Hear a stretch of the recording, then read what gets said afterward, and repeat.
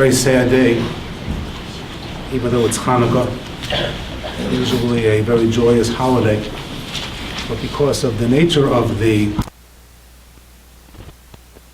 hesped of the Tanis, however, the Noda B'Yehuda maintains that Divrei Shevach, to speak about the individual, is something meritorious.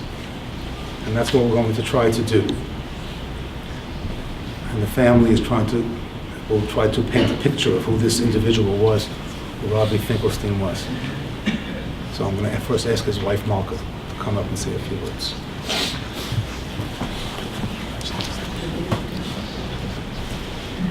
Thank you to everyone who is here to honor my husband, Robbie. I remember the first time Robbie called me in college. I was lying in bed with my legs on my dorm room wall and said to him, "So, you want to take me out?"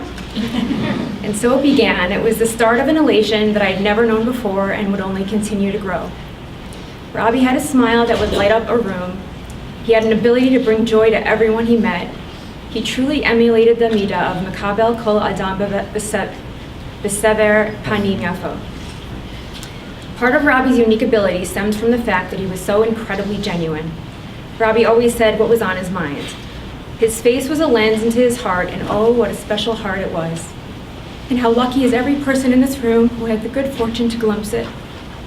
As his wife and mother of his 4 amazing children, we were so lucky to have been the apple of Robbie's eye. Robbie's love was like a warm blanket, a really, really big warm blanket.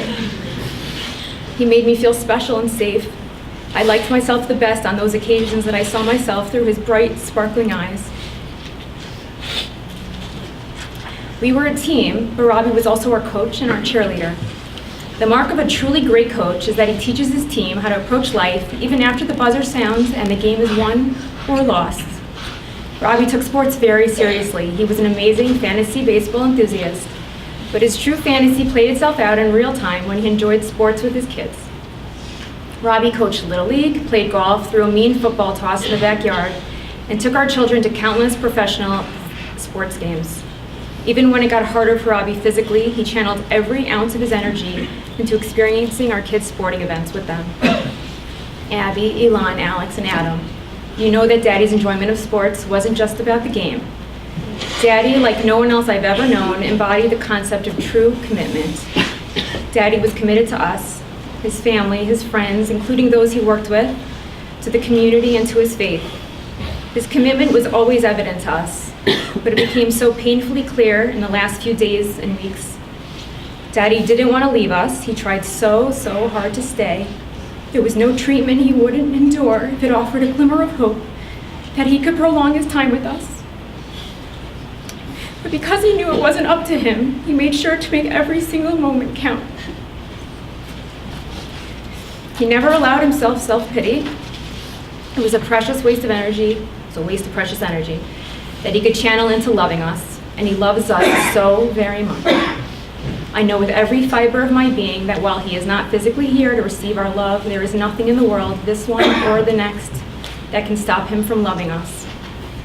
I know that in the days ahead we will feel lonely, but as I look around this room, I know that Robbie did not leave us alone. His life, his energy, his kindness, his small and large, were an investment in our future.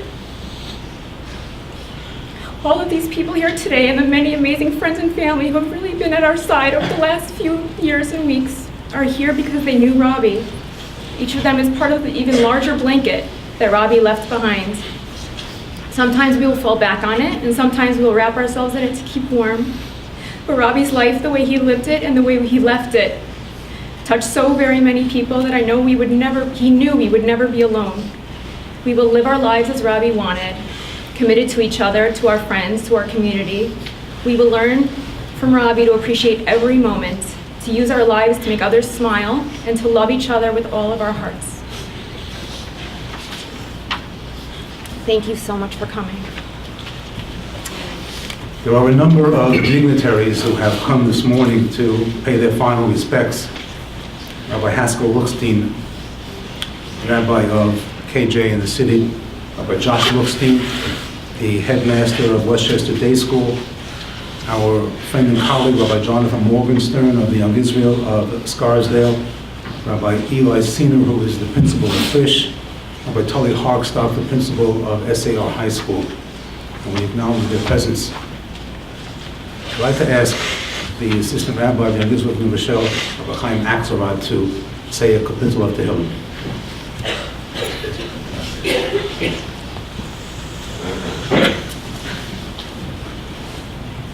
Mizmor LeDavid, Adonai Rohi Lo Echsar, B'nosdeh Sheyar B'tzeini, Amei Menuchos Yinaleini, Nafshi Shovev Yancheini, B'maglei Tzedek L'man Shemo, Gam Ki Elech B'geit Almaves, Lo Yirara Ki Ata Imadi, Shiftecha Umshantecha, Hema Yinachamuni, Taroch Lefanai Shulchan Neged Soreroi, Dishanta Bashem En Roshi Kosi Levaya, Ach Tova Chesed Yirdefuni Kol Yemei Chayai, V'shavti Beveis Adonai V'yorech Yamim.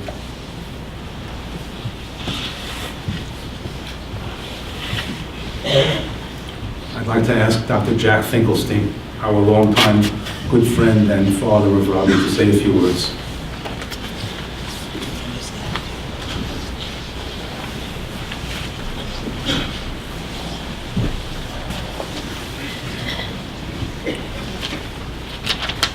I've managed to hold it together so far. I hope I can do so for another few minutes. First, thank everybody for coming out on this snowy morning on such short notice to pay final respects. You'd think that knowing that something was imminent, you'd have had a chance to compose words over a period of time, but not so. You constantly hope for more time and don't want to face the reality. Last night, when Barry asked me if I wanted to say a few words, I said no. But as I thought about it, I just, for my own sake, wanted to address Rabbi once more. Dayo Iluyame, if I had all the ink in the world, I couldn't write enough. And we only say Mitzas Shvacho Shel Adam B'fanav, so he's still here, so I will try to say a little bit. Rabbi was a very special person. From the time he was born, we gave him the name Guy Smiley. He woke up in the morning not crying, but with a smile on his face. He was the happiest child you'd want to know. If a family had a newborn, if it gave him a bracha, he should be like Rabbi, or she should be like Rabbi. He had a most wonderful disposition. When we first moved to New Rochelle, we lived on Bon Air. When he was young, about 5 years old or so, he was sitting in the kitchen looking out at the backyard. On the grass there was a robin hopping up and down. We were visited that day by Frank Carton. He was sitting next to Robbie and said, "Do you know the name of that bird, Robbie?" And he said, "Let me give you a clue. The bird has a name very similar to yours." He stood there blankly, and then his eyes lit up and said, "Finkelstein."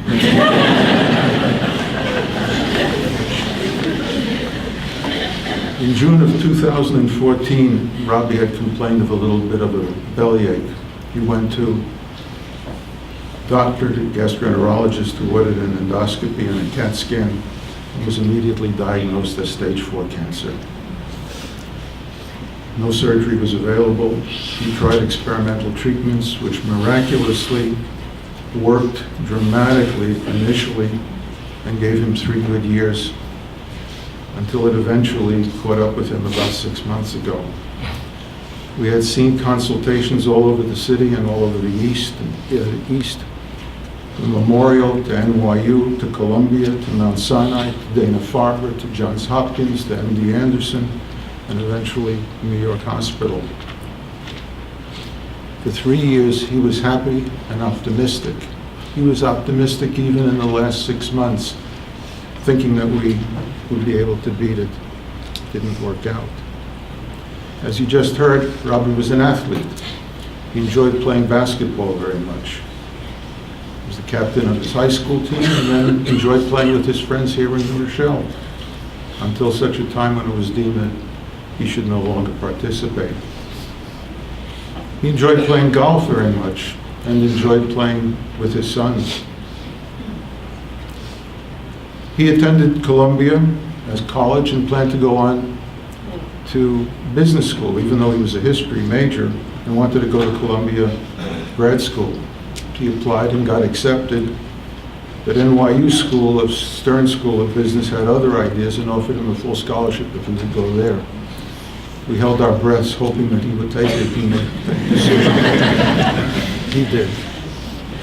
He then entered business with a group of a boutique business firm, which he enjoyed very much, and they were extremely kind and generous to him.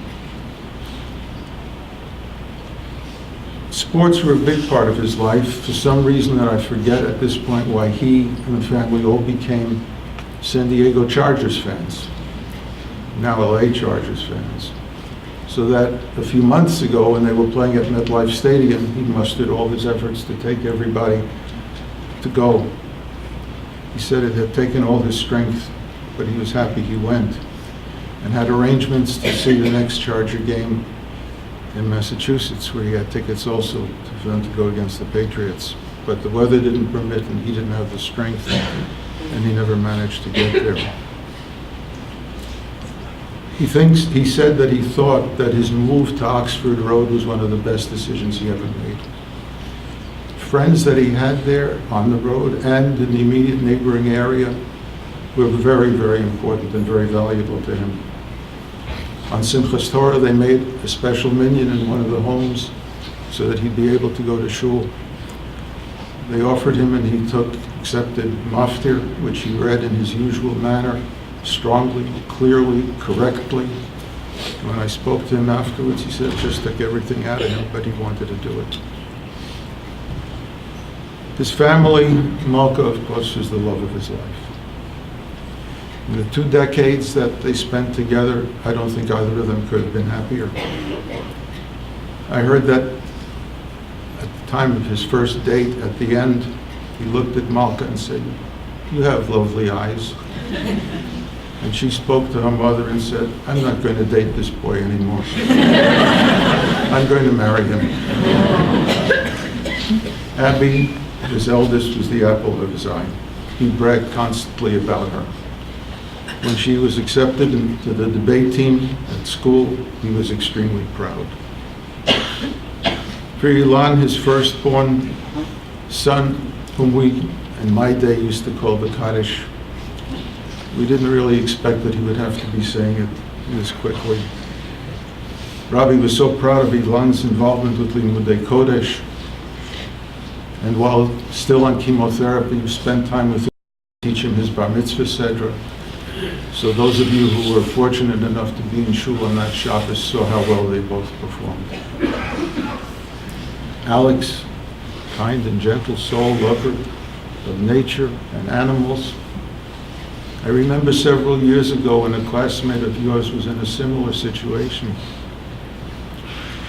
And came Father's Day and the class was making cards.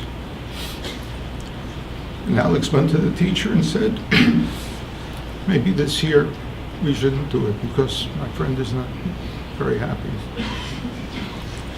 And AJ, the wonderful wind-up toy who doesn't stop, loves geography and numbers. He loved all of you. He enjoyed going to your games. One day we were sitting in the bleachers and he said, it was a very hot day. He said, "All the other parents are complaining about the heat. But me, I'm happy. I'm with my kids. What more could I want?" That's who he was.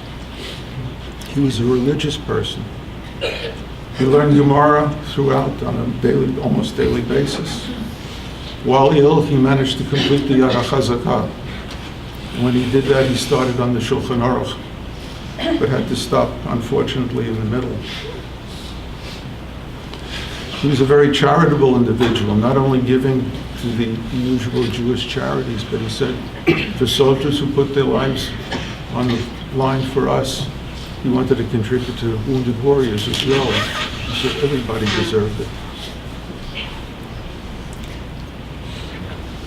I wanted to thank also his close friends for all their support. His friends who were the doctors, I don't want to mention names because I'm sure I will forget, but the doctor who made regular house calls for Malka and Rabbi's radiology friends who facilitated all the interventional procedures that he needed. The night before last, when one of the doctors came to the hospital because we needed an emergency orthopedic consult. To all of you, I thank you.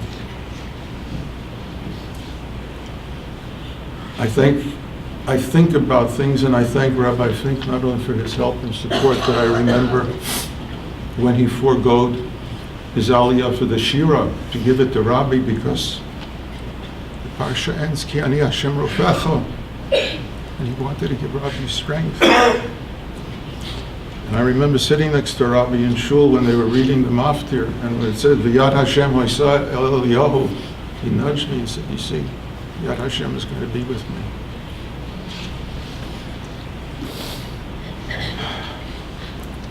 In the last 6 months, things were difficult. When God loves, he will chastise with suffering, hopefully, so to experience here, so that in the world where he is now, he will experience only quiet, peace, and tranquility. Rabbi, if I in any way said anything or did anything to offend, I beg mechila. Now that I know that you are up in Gan Eden, I am hoping that you will be a melitz yosher for your family, for your friends, and for Klal Yisrael. Good night, sweet prince.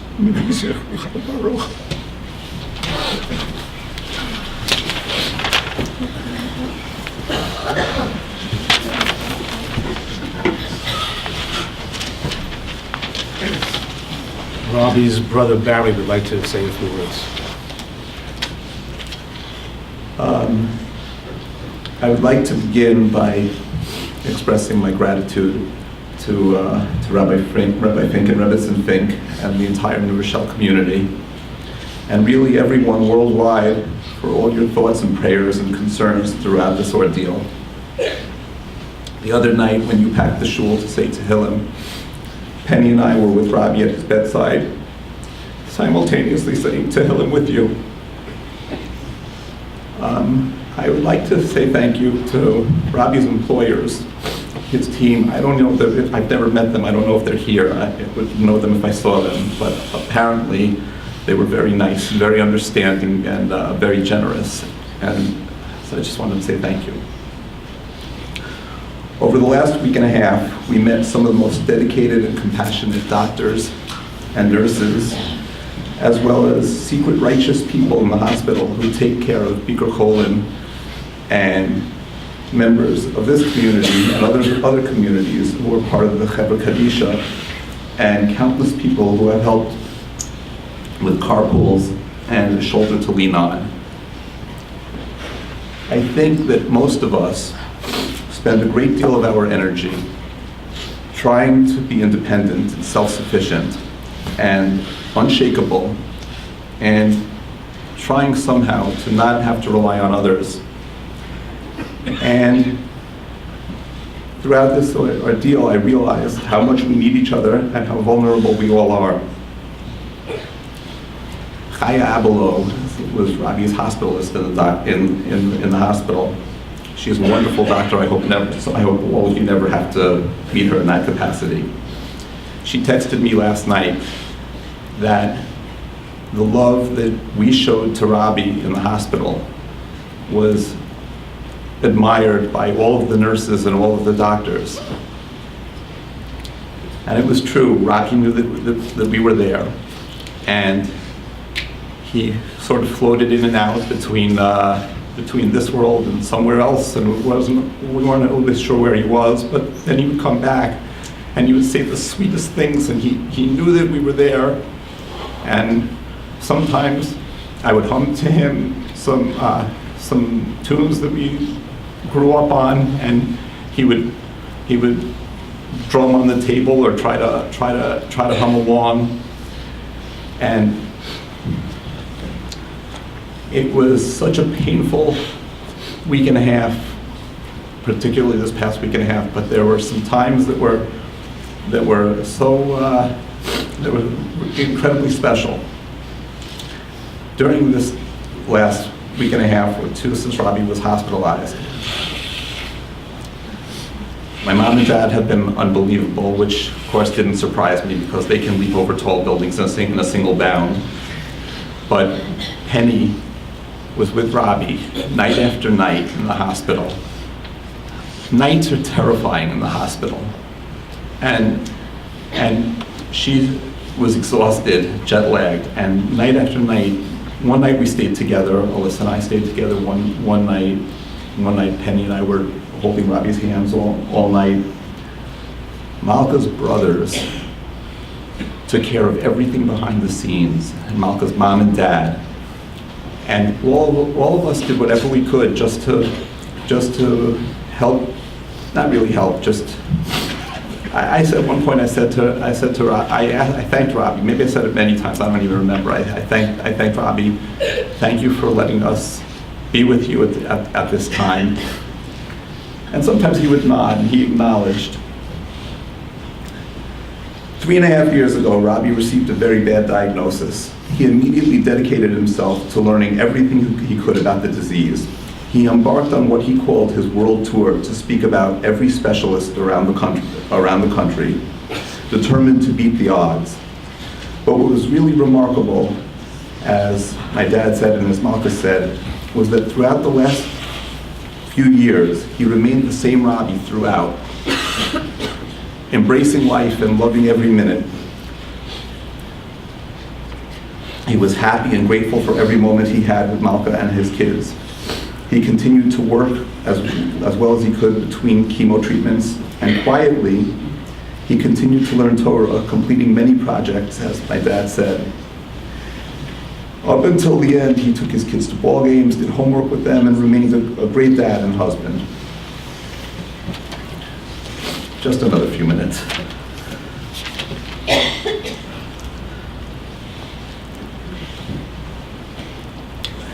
I'd just like to tell, just to try to encapsulate my relationship with Robbie just for a minute.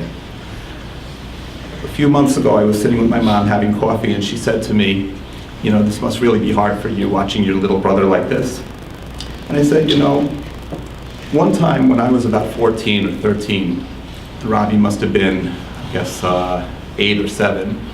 Mom and Dad went away for a week, so Penny went to a friend's house, and Robbie and I went to the Charitons. And Robbie and I used to kind of like, we kind of always walked together. We'd always go places together. And I remember playing ball with him and with my friend David at the time, and Robbie always played ball with all of us because he was certainly big enough and capable enough, so there was, he hung out with all the bigger guys. And one night when we were away, he had a nightmare, and he woke me up in the middle of the night, and I calmed him down and I said, "Here, come into bed with me," and we slept together in the bed, you know, till the morning. And I said to my mom, "But that's true, that Robbie was my little brother, but that was years and years and years ago." Since then, over time, he became my equal and then surpassed me in so many ways. He was my confidant. I would talk to him I'd ask him for financial advice, I would ask him for emotional advice, and so we had this relationship where he was partly my little brother and partly my equal, my big brother. It was a very wonderful relationship. We could go for weeks or months at a time without speaking, and then when we would see each other, we would just pick up right where we left off. I don't know if he was my roommate for I guess about 10 or 12 years, and I don't think we ever had an argument about anything or any misunderstanding. He was so great and so humble. He never spoke about himself. His Hebrew name was Eliyahu Aharon, and my dad just spoke about the name Eliyahu briefly, but I always thought of him more as Aharon, because whenever, just like Aharon HaKohen, he would revel in his brother's accomplishments, and he whatever little accomplishments they were. But he would never tell me about himself. He would always seem very happy, always very happy about me. He was responsible and fun-loving. He had no need to do outlandish things to call attention to himself. And that made him very proud, just to be even-keeled. I guess I'll just conclude with just one thought, one message, which is that we take things for granted, and that's the way we do things. And I always thought that I was trying to work on that not to take things for granted and be very appreciative. But I didn't even realize that I hadn't scratched the surface in what it means to be appreciative, just to be able to take a sip of water, or to sit in a comfortable position where there's no pain. And I was thinking that if I would be able to ask Robbie what I should convey, I'm pretty sure he would say to me, mention that one little point, but that's not something to obsess about and dwell on. Maybe 1 minute a day, maybe during Shmoneh Esrei, a person should think that, that we should take every single gift with a lot of gratitude. But in general, for the other 23 plus hours of the day, put that on the side. It's always there, always know about it. But embrace life, don't worry. Love every moment, love football, love learning, love shul, love your wife, love your kids, and just be happy.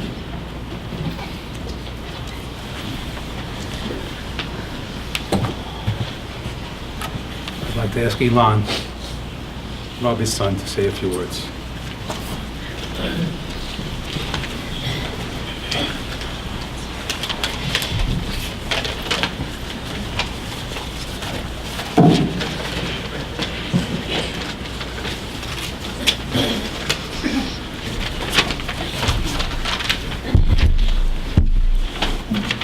I want to begin by saying, on behalf of my family, thank you everyone for coming and for all the love we have received from you guys for the last 4 years, especially the past few weeks. We have tons of gratitude for the long list of people that have aided us in this struggle.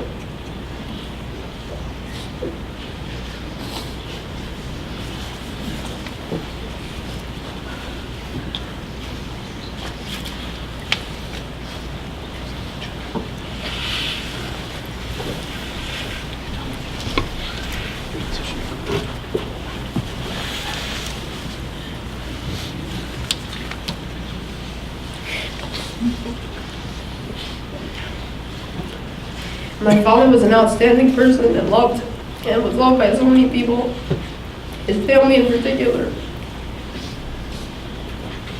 We have so many memories together.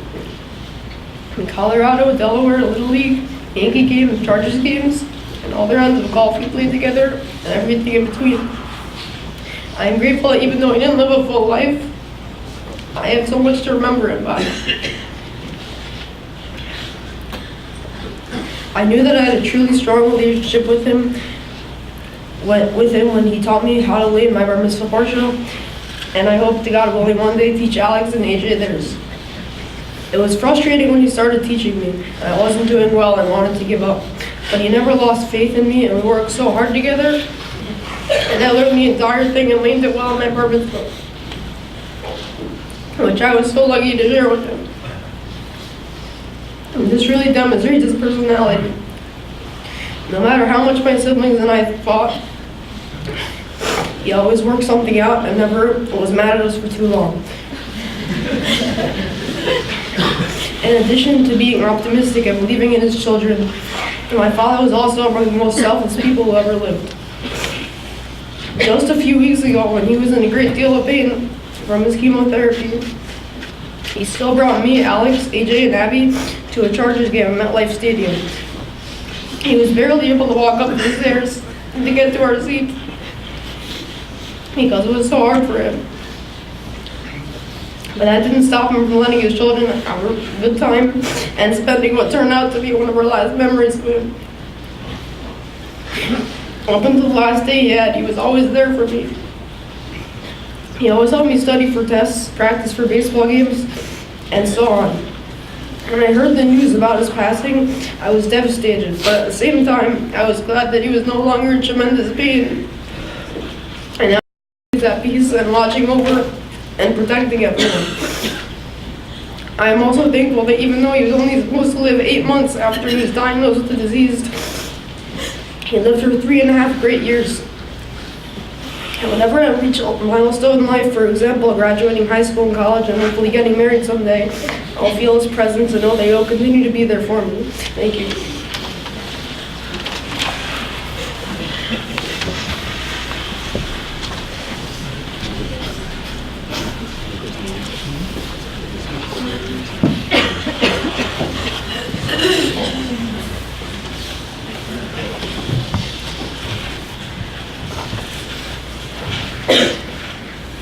Before we end the service, I want to just say a few words.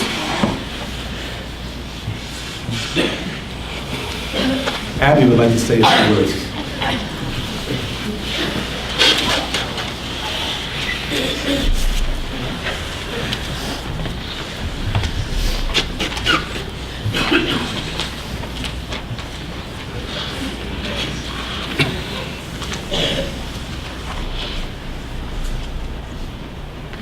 There aren't enough words to describe how much my dad meant to me and all of you. But I'm going to give an example to show the type of person that he was. When I was younger, I had basketball every Sunday, and my mom would sometimes work on Sundays. I always wanted to have my hair in a ponytail for the games, but my mom was always the one who helped me with my hair. My dad tried so hard every Sunday to make me the best ponytail he possibly could make. Even though every ponytail turned out horrendously, it's the thought that counts. Everything about my dad was inspiring. The way he loved my mom so much, and loved me and my brothers so much. He was so selfless, caring, and helpful to me and my brothers. He has taught me so much. He and the lessons he's taught me will always stay with me. My dad was such an intelligent person. He was also so funny, and I loved being around him. I will always remember how much he made me laugh and smile, and how happy he made me. Another thing that amazed me about my dad was no matter how scary times were, and no matter how much pain he was in, he was always learning Torah.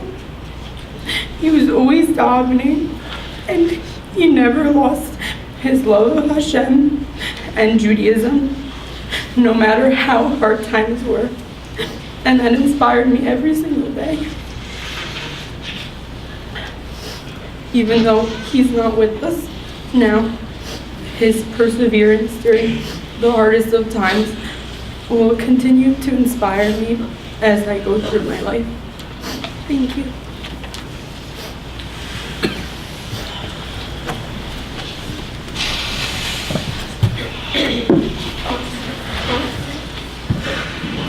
Our sages teach us, Kol hamovid ma'ot al adam kasher, if a person sheds tears over the demise of an adam kasher, HaKadosh Baruch Hu Sofran, God counts them, Umanicham bebeit knazav, and He places them in His treasure house. Certainly many tears have been shed for Rabbi, who is an adam kasher. What do the rabbis mean when they say Adam Kasher, a kosher person? We know that food has to be kosher. We buy kosher meat. Why do they describe the exemplary human being as an Adam Kasher? And we know in order for an animal to be kosher, it cannot have any type of physical anomaly. that will be critical to its life. If it does, then the animal is treifa. You may not eat that animal. The Talmud tells us that the two organs in the body that are susceptible to being treifa are the brain and the heart. Usually, if the animal's brain and heart are intact, it is a good sign that the rest of the body is healthy. In order for a person to be deemed an Adam Kasher, the person's mind and the person's heart have to be perfect. The person's way of thinking and attitudes, as well as their behavior, have to be aligned. And Rabbi certainly was an Adam Kasher. An unusual, as you have heard, an unusual young man. His mind and his heart were beautiful. They were wholesome. They were healthy till the very end. I remember Rabbi in his early youth. And even then, it was already discernible what a wonderful human being he was. He always did the right thing. He never got into trouble. He was always involved in so many beautiful things. He did the right thing. He was really so good. He was a very good boy. When you thought of somebody who was very good, even as a young child, it was Rabbi. He was good at home. He was good with his siblings. He was good at school. He was good at play. He was a sportsman who had a sense of balance. And he had a tremendous regard for the other people he was playing with. His behavior and his demeanor were always exemplary.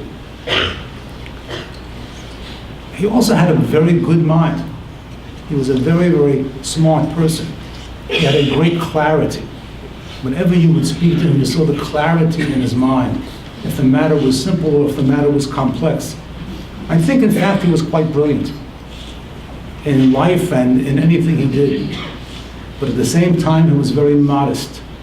He was very quiet, and he carried himself with this kind of quietude. He had tremendous talents. He had tremendous ability, but he never saw himself that way. His moral and ethical compass were always aligned with truth, with integrity, and with goodness. I remember one time, and it was unusual for him, he called me and he said, "I must meet you. And it's an emergency. I must meet you." At that time, the community was involved in a major project. And Rabbi felt that perhaps there was a nuance in how the shul was handling the project that was not correct. And he came and he expressed his objections. And he said, "If you can explain it to me properly, I will be a sweat. But if not, I'm going to take my wife and my family, and I'm going to move out of the neighborhood. Because I cannot bring up my children in a neighborhood that's any kind of questionable integrity or ethics." I was able to explain it to him in a manner that was consistent with his moral code. The matter was clarified and he stayed. But it was just a sign, an indication of the kind of individual he was, so wholesome, so beautiful, so wonderful. It would be hard to not speak just a bit about the devotion of the family. It's an unusual family. We know the Finkelsteins for many decades. They're among the pillars of the community, the leaders of the community. Malka and her children, together with Rabbi, were among the most wonderful members of the community. And the devotion that one saw from the family to him and from him to the family was something which was remarkable. Rabbi had tremendous courage, tremendous strength, not only strength of character, but a kind of perseverance. Anybody who was in shul for the years and months, especially the past year, especially this past 6 months, when things were so difficult, would notice that every single Shabbos, Rabbi would come to shul. And in the women's section, Yvette, tall and strong, would stand parallel to where Rabbi would sit. And Rabbi was certainly tall And right next to him was his father Jack, also a big man, and they would daven together every single Shabbos. His parents were the bookends, and he was the individual in the middle who would beseech God for mercy. And as was mentioned by everybody, he was a devout person with a tremendous amount of faith. Faith that goes beyond what most people can understand, and he had that faith until the very end. It was clear to anybody who ever just saw them together, the fierce love and devotion between Malka and Robbie, and the love that he had for his children, taking them to every kind of a game despite how weak he was. I believe the last time that he was in shul was on Yom Kippur. And it was so difficult for him to get there. And he came in, and he had his baseball cap on, and he davened, and he davened, and he davened, and he davened.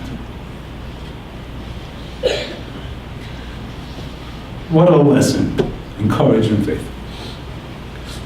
May this be at least a compassion and some degree of nechama for his wonderful family. Before I ask Rabbi Aksarat to say the Kalmale, I'd like to just give some information that is pertinent information. The family immediately following the service, Malka and Abby, Elon, and Alex and Adam will remain in their home at 323 Oxford Road, and they will begin the Shiva today. And they will be sitting at the Oxford Road address today and tonight, Friday, and Saturday night. I would just like to mention that the family requests that the last Shiva call not be past 9 o'clock at night. So that please do not come to the house past 9 o'clock, and on Friday do not come past 12 o'clock. On Sunday, when the Finkelsteins returned from the burial in Israel, Jack and Yvette and the family, the Shiva will shift to Jack and Yvette's house, 9 Rose Hill Avenue. And they will be sitting, the family, Malka and her children will be sitting from Sunday until Wednesday at that home. They get up Wednesday morning, and Jack, Yvette, Barry, and Penny will be sitting until Thursday because they begin the Shiva a day later, and they will be there from Sunday until Thursday morning.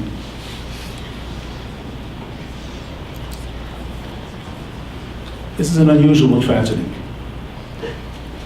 and we hope that God will give the strength to Malka and the children, and of course to incredible parents, beyond belief. When I saw in Yvette and Jack is something I've never seen before in my life.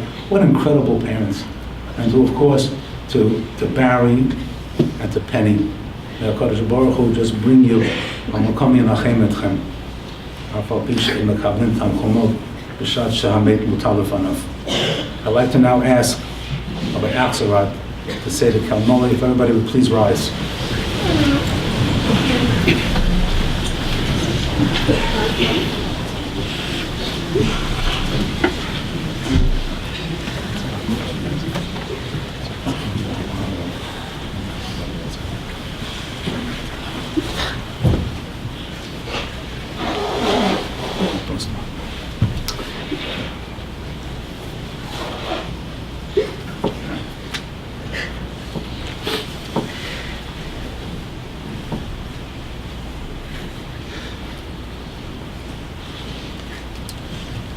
El Mole Rachamim Shochein Bamromim Hamsei Menucha Nechona Al Kanfei HaShechina B'mahalos Kedoshim Utorim Kizohar Harakia Maziri Es Nishmas Eliyahu Aharon ben Yaakov Eliezer Shehalach L'olamo Ba'avur Shanachnu Mitpalim Ba'ad Askaras Nishmaso Began Eden Dei Menuchaso V'chein Baal Harachamim Yastireyu B'seiser Knafav Li'olamim V'yitzror B'tzor HaChayim Es Nishmaso Adonai Hu Nachlaso Yanuach HaMishkavo B'Shalom V'nomar Amen. If the members of the Chevra Kaddish will please come forward, serve as pallbearers.